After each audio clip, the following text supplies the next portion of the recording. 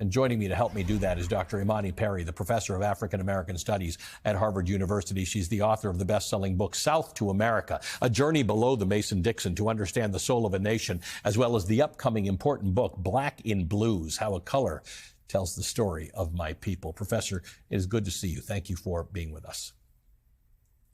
Thank you for having me.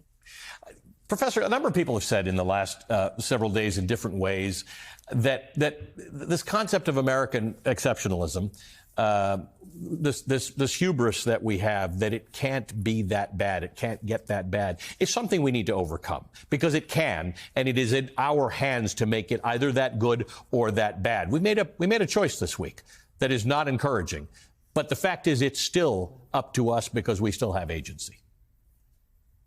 Absolutely. I mean, it can get much worse. It probably will in many ways. I was thinking this morning that you and I literally are the children of people who survived apartheid South Africa and Jim Crow Alabama. But that means that we have some ancestral resources to draw upon, that we can live, and it's a terribly frightening time, but I think we have to live according to our ethics as opposed to our fears, that we have models of living in community in response to chaos. We have to return to a disciplined practice of sharing resources, of committing to having good news and information, of committing to education as they attack education at every level. Maybe we have, we're reading together in our living rooms if we can't do it in public libraries, that we have to share good information about medical resources, that we have to actually understand the assets that exist in our communities. And really, in many ways, we have to contradict the ugliness at the top with the day-to-day work of being in relation to each other in decent and good ways. And so it's challenging, of course, but we have some important models that we have to be very deliberate about them. This is not a time to be performative or just to demonstrate with gesture.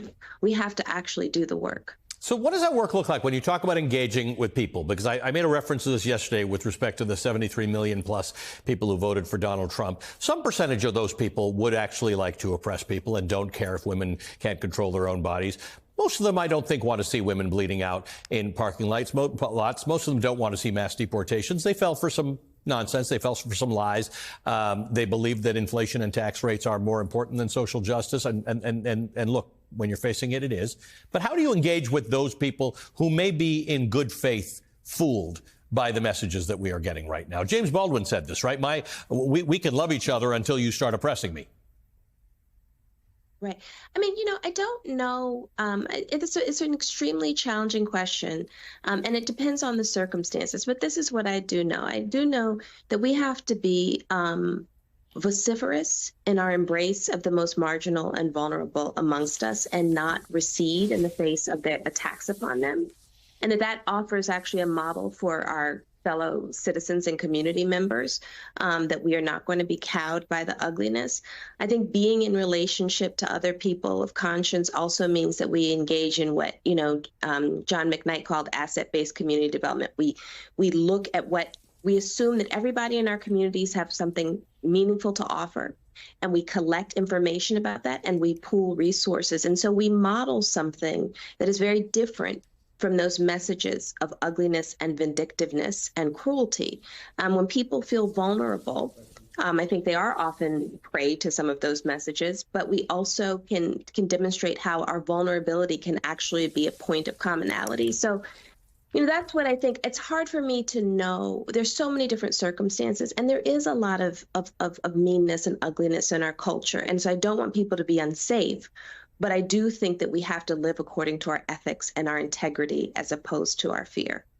I had a conversation an hour ago with Professor Eddie Glaude, whom you've worked with very closely, and I was asking him a question. I'm not ready for postmortems yet because I just don't have enough data. I need to sort of see numbers and understand things. But to the extent that there were voters who cast a ballot for Donald Trump because of valid fears of things like inflation and governance, how do you reconcile that with the fact that we do have a history in this country of bigotry and misogyny? Do you have a sense of which played a more important role this time? Do you think there are people who think they voted in their economic interest, but really in the back of their mind just weren't ready for a woman to be president? Yeah, I think here's the challenge. I think the problem is that the easy response that comes from our history when people feel vulnerable or afraid is to attack the other. And so they almost can't be separated, right? We have a lot of practice, whether we're talking about the history of racial bigotry in unions, whether we're talking about the period of backlash after the civil rights movement. We have lots of experience where people they respond not by having ire at those who are putting them in positions of vulnerability, but the people they think of as less than them. And so that to me is sort of the perennial problem, and it becomes an incredible challenge to actually have people work across difference. I mean, I think the reality is that, white Americans have not been taught that their moments of vulnerability are not caused by people of color. Straight people are not taught that their experiences of vulnerability is not caused by queer folks. I mean, and so we actually have to be very deliberate about making that assertion again and again and again, and so also caring for ourselves and our. Yes, go ahead. Yeah, no, I agree. And look, I wanted to ask you about this because you've written about this. In the intro, I talked about James Baldwin. In his book, No Name in the Street, he recalls his first visit to the South in 1950. He says it, quote, felt as if though I had wandered into hell. Now, many decades later, you have taken that sort of a trip to the South and written an entire book about it.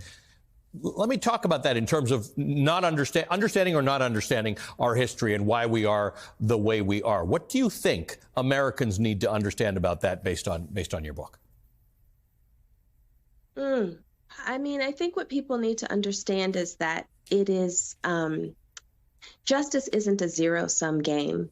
It is a commitment to being in right relation to each other. So as long as people think, well, if someone else is included, then that means less for me, then it's very easy to return to the old-fashioned forms of inequality and injustice and bigotry. And frankly, the moment that on Wednesday morning, I was okay. I was sad, but I was okay. But then I saw some school children and I burst into tears because I couldn't believe that this is the world that we are building for them. And at some level, we have to simply say it matters to be decent and good and just and kind. And that, for me, is much of the message of what the movement was when we talk about the freedom movement in terms of the legislative victories and in terms of the marches. But it was also a movement that was concentrated on ethics and dignity for everybody, whether we're talking about sharecroppers or we're talking about, lawyers and doctors. And I do think that the fact that movement came from the toughest soil in this country is instructive, which means that we have something to learn from those people, and we have to be humble about it. This is not going to be easy work. It is going to be slow. It's going to be terrifying. It is going to be much of it quiet. But what's the alternative? We're not going to lay down and accept it passively. Right. And our history, our personal history and our country's history tell us that laying down, accepting it is simply not an option. No matter how exhausted we are and despondent or disappointed we are, we can change what this country's trajectory is. Dr. Imani Perry, thank you for all the work that you have done. I do recommend, by the way, if you haven't read the book yet, that people do read South to America. Dr. Imani Perry is a professor of African American Studies at Harvard University. She's the author of South to America, A Journey Below the Mason-Dixon to Understand the Soul of a Nation, and the upcoming book, Black in Blues, How a Color Tells the Story of My People.